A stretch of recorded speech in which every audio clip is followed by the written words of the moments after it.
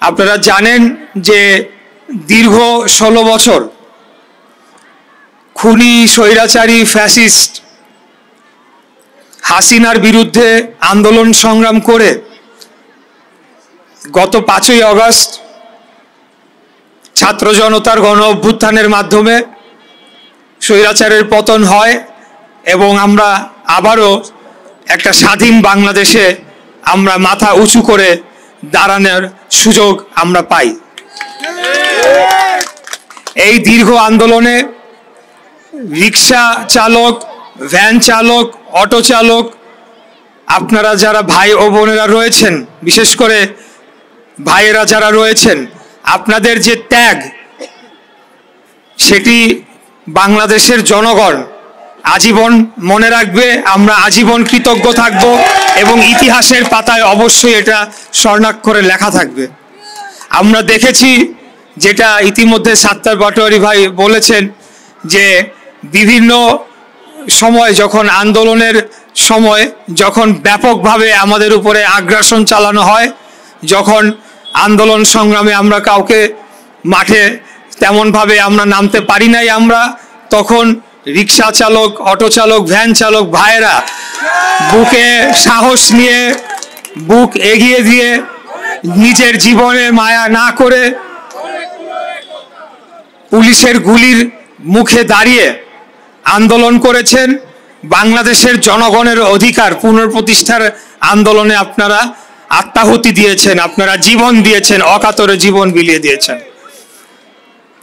আমি শুধু আপনাদেরকে বলবো যে এই যে আমাদের আন্দোলনটি ছিল, এই আন্দোলন ছিল বাংলাদেশের জন্যে, বাংলাদেশের জনগণের জন্যে, আমাদের ক্ষমতায় যাওয়ার জন্য নয়। আমরা আমাদের নেতা দেশনায়ক জনাব তারেক রহমানের নেতৃত্বে আন্দোলন করছি। আমাদের আদর্শ শহীদ রাষ্ট্রপতি জিয়াউর রহমান এবং দেশনেত্রী বেগম খালেদা জিয়া, আমাদের উদ্দেশ্য জনগণের মালিকানা জনগণকে ফিরিয়ে দেওয়া, জনগণের ভোটাধিকার প্রতিষ্ঠা করা, যাতে 1971 সালে যে স্বাধীন বাংলাদেশ প্রতিষ্ঠা করা হয়েছিল, যে মানুষ ভোট দিয়ে একটি নির্বাচিত সরকারকে রাষ্ট্র ক্ষমতায় বসাবে, সেই অধিকার পুনঃপ্রতিষ্ঠা করা।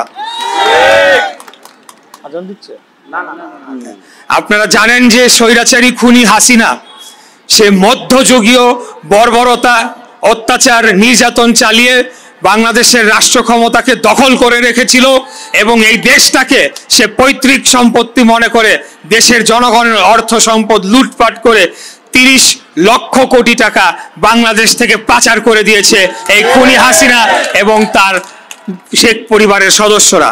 অথচ এখানে আপনারা দিনরাত কিভাবে নিরলস পরিশ্রম করে, আপনারা মাথার ঘাম পায়ে ফেলে রক্ত ঘাম করা পরিশ্রম করে আপনারা অল্প কয়েকটি টাকার জন্যে সারাদিন পরিশ্রম করেন, কিন্তু সেই দিকে আপনাদের যে ভাগ্য উন্নয়ন, আপনাদের অর্থনৈতিক উন্নয়নের জন্য খুনি হাসিনা সরকারের কোনো ভ্রুক্ষেপ ছিল না, কোনো মাথা ব্যথা ছিল না। আমরা বলতে চাই যে এখন যে 31 দফার কর্মসূচি আমাদের নেতা দেশনায়ক তারেক রহমান জনগণের উদ্দেশ্যে, জাতির উদ্দেশ্যে উপস্থাপন করেছেন, সেখানে শ্রমজীবী মানুষের জন্য বিশেষভাবে আলাদাভাবে দফায় উল্লেখ করা হয়েছে যে আপনাদেরকে এই যে মূল্যস্ফীতি, মুদ্রাস্ফীতি, এই যে জিনিসপত্রের দাম বেড়ে যাচ্ছে, সেটার ন্যায্য যে আপনাদের হিস্সা, আপনাদের যে মজুরি পাওনা, সেই অনুযায়ী সেটা আপনারা পাচ্ছেন না। গরিব দিনকে দিন আরো গরিব হচ্ছে, জিনিসপত্রের দাম বাড়ছে কিন্তু আপনাদের মজুরি সেইভাবে বাড়ছে না। তো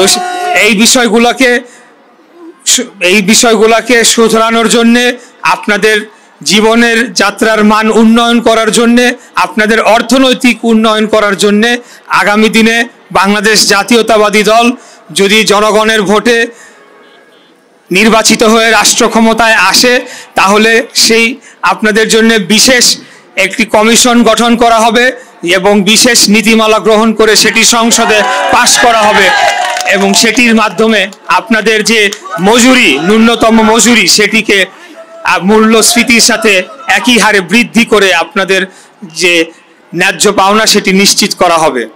এর বাইরেও আপনারা জানেন যে সবার জন্য স্বাস্থ্য এরকম নীতি গ্রহণ করা হবে যাতে আপনারা বিনামূল্যে সবচেয়ে ভালো চিকিৎসাটা পেতে পারেন, সেই ব্যবস্থাটা করা হবে। নারীদের জন্য আমাদের এই 31 দফায় বিশেষ একটি দফা রয়েছে, সেখানে নারীদের ক্ষমতায়নের জন্য একটি বলা হয়েছে যে কিভাবে নারীদেরকে ক্ষমতায়ন করা হবে। এখানে একটি ফ্যামিলি কার্ড দেওয়া হবে, সেই ফ্যামিলি কার্ডটি একটি পরিবারের গৃহকর্ত্রীর নামে হবে এবং সেই ফ্যামিলি কার্ডের মাধ্যমে আপনারা নিত্য প্রয়োজনীয় দ্রব্য অথবা একটি অর্থ বরাদ্দ এটি রাষ্ট্রের পক্ষ থেকে প্রতি মাসে আপনাদের জন্য বরাদ্দ করা হবে, এটিও আপনাদের জন্য দেয়া হবে।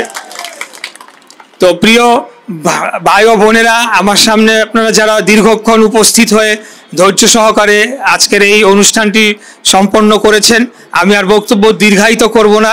আমি শুধু আপনাদেরকে বলতে চাই যে আপনারা যেভাবে সংগঠিত হয়ে এই বাংলাদেশ জাতীয়তাবাদী রিক্সা ভ্যান অটো চালক দলের সাথে রয়েছেন, আপনারা এই সংগঠনের হাতকে শক্তিশালী করুন। এবং আমি ইতিপূর্বে আমি ঢাকা দক্ষিণ থেকে মেয়র নির্বাচন করেছি বাংলাদেশ জাতীয়তাবাদী দলের হয়ে। আগামীতে যদি আবারও দল আমাকে মেয়র নির্বাচন করতে দেয়, আমি যদি জনগণের ভোটে ক্ষমতা নির্বাচিত হয়ে মেয়র হয়ে আসি, আমি অবশ্যই আপনাদের বিষয়টি আলাদাভাবে বিবেচনা করব।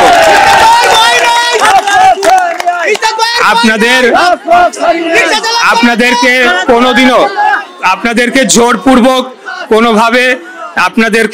জোরপূর্বক উচ্ছেদ করা হবে না, সেটি আমি আজকে ঘোষণা দিয়ে যেতে চাই। যদি আপনাদেরকে পুনর্বাসন করা হয়, আপনাদের আগে কর্মসংস্থান নিশ্চিত করে তারপরে পুনর্বাসন করা হবে।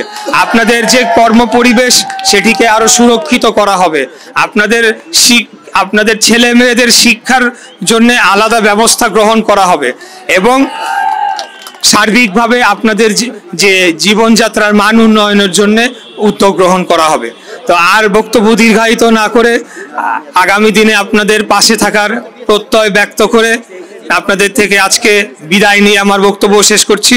খোদাফেজ। বাংলাদেশ জিন্দাবাদ, বাংলাদেশ জাতীয়তাবাদী দল জিন্দাবাদ, শহীদ রাষ্ট্রপতি জিয়াউর রহমান অমর হোক, দেশনেত্রী বেগম খালেদা জিয়া জিন্দাবাদ, আমাদের নেতা, প্রাণপ্রিয় নেতা, আগামী দিনের প্রধানমন্ত্রী ইনশাআল্লাহ দেশনায়ক জনাব তারেক রহমান জিন্দাবাদ। আসসালামু আলাইকুম।